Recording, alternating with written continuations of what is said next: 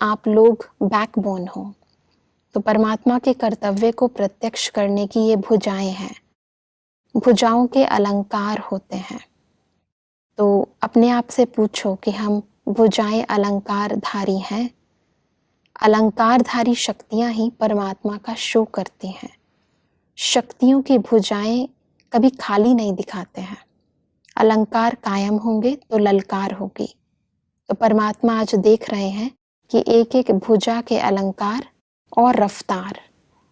भाई साहब, इसमें दो शब्द हुए, एक तो अलंकार और एक रफ्तार। तो सदा ही हम अपने जीवन में कौन से अलंकार धारण करें और कौन सी रफ्तार की बात परमात्मा कर रहे हैं? ऐसा है, जो देवियों के चित्र बनाते हैं जी, उन चित्रों में उनके हाथों में किसी के ढाल है, कोई भाला है, मतलब अस्त्र शस्त्र दिखाते हैं। जी, वास्तव में देवियों के ये अस्त्र शस्त्र ही उनका श्रृंगार है, जी, अलंकार है उनके लिए।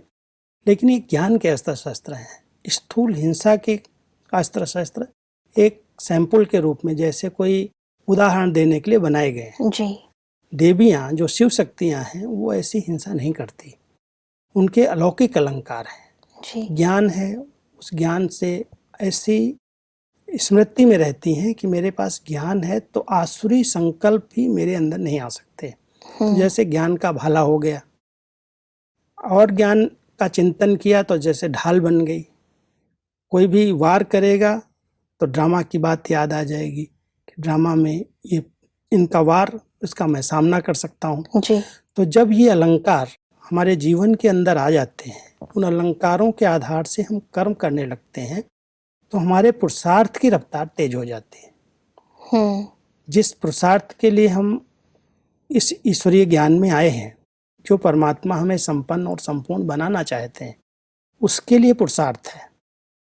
और वो पुरुषार्थ करते हैं कि हम अपने संकल्पों को भी ज्ञान युक्त बना करके, ज्ञान के अस्त्र शस्त्र सदा साथ रख करके अलंकारों से सदा सजे रहें।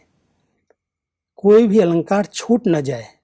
मान लो जरूरत है इस समय सामना करने की और हम सहन कर रहे हैं, जरूरत है समाने की, हम सामना कर रहे हैं, तो जैसे अलंकार हमारे छूट रहे हैं। सर्व शक्तियों से संपन्न आत्मा, शक्तियां ही हमारा श्रृंगार हैं, अलंकार हैं, और उन अलंकारों के आधार से हम किसी भी परिस्थिति को पार कर सकते हैं।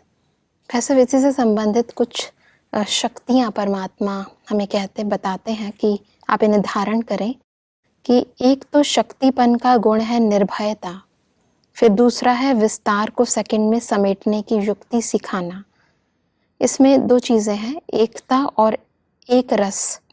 अनेक संस्कारों को एक शुद्ध संस्कार कैसे बनाएं? कम समय कम बोल, सफलता अधिक हो। सुनना अधिक हो, स्वरूप बनना कम, ये नहीं। सुनते जाना और बनते जाना। फिर सब ये जो है एक रस स्थिति, एकता की स्थिति, सेकंड में समेटने की शक्ति, निर्भयता, ये सब अलंकार की बातें जो देवियों के अलंकार हैं। जी, जी, जी। क्योंकि निर्भयता की निशानी दिखाई गई है शेर पर सवारी। जी, स्थूल में शेर पर कोई सवारी नहीं की जाती। हाँ जी, हाँ जी। लेकिन ये निर्भयता की निशानी है। जी, ऐसे ही सामना करने की निशानी है उनके अस्त्र शस्त्र। जी। तो परमात्मा कहते हैं इस संगठन के बीच में एक रस स्थिति बन जाए, एक मत वातावरण बन जाए, जिसके समीप हम आए, जिसके साथ हम कार्य व्यवहार करें, उसमें एकता दिखाई दे, तो सफलता आपको प्राप्त हो जाएगी। तो ये जितने दिव्य गुण परमात्मा बता रहे हैं, इस समय हर देवी देवता बनने वाली आत्मा को, जो परमात्मा के बच्चे बने हैं, और विशेष करके ये महावाक्य जो इस विद्यालय की पुरानी बहनें हैं, बड़ी बहनें हैं, जिनको बाबा ने पहला एक नाम दिया, ये हैं रीढ़ की हड्डी, बैकबोन। जैसे बैकबोन के बिना शरीर काम नहीं कर सकता, ऐसे ही ये आत्मा है जिनको परमात्मा ने शुरू से चुना, जो इन सेवाओं के विस्तार को इतना बढ़ाया है, जिन्होंने जी, जो आधार स्तंभ है, ये बैकबोन है। और इनके अंदर ये सब गुण होने चाहिए, सबको मिला सकें, सबको चला सकें, एक मत बना सकें।